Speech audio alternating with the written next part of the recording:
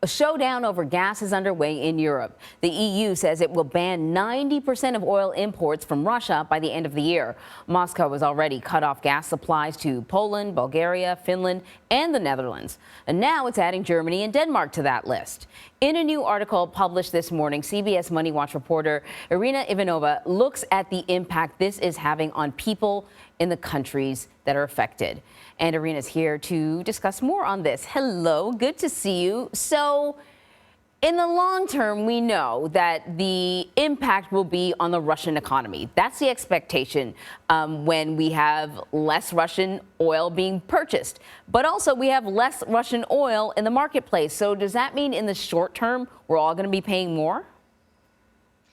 That's exactly right, Anne-Marie. So the idea long term is that this shift to cut off Russia from the global oil markets is expected to happen over many months and even years. As you mentioned, the EU has set the end of this year as a target to eliminate most of its Russian oil imports.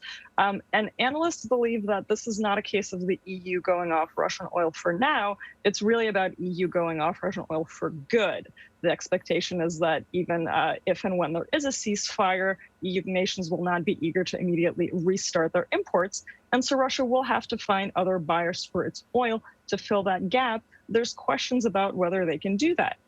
Long-term analysts are saying we're looking at a Russia that produces less oil and exports less oil. As you say, that is a long-term goal. Short-term, as we know, oil is a global commodity, and less oil means that, unfortunately, for U.S. motorists and for motorists in many parts of the world, gas prices are just going up and up and up.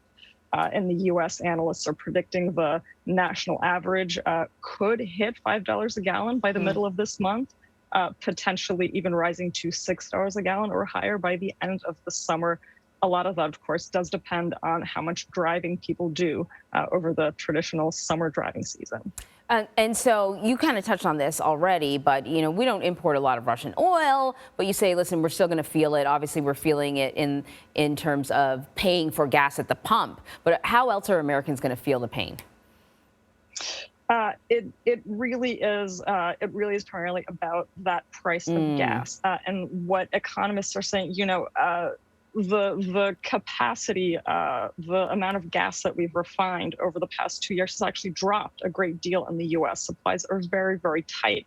And so one thing that analysts warn me about is, you know, we should have more disruptions in the summer. It's become more common, for instance, now that we're entering into hurricane season, it's become more common to have a few outages, you know, over the summer due to weather in the Gulf Coast. You know, we might extract less oil, we might refine less oil. And so when you're looking at supplies already as tight as they are now, any additional disruption like that could potentially bump up the price of gas even higher. How is OPEC responding?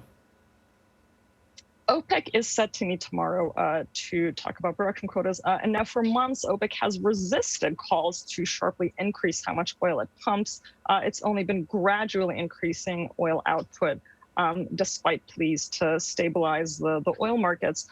But this morning, markets are moving on a report, not yet confirmed, that OPEC is considering excluding Russia from its production quotas, which would allow it to dramatically increase how much oil it pumps. And that would, of course, drive the price of oil and the price of gas down.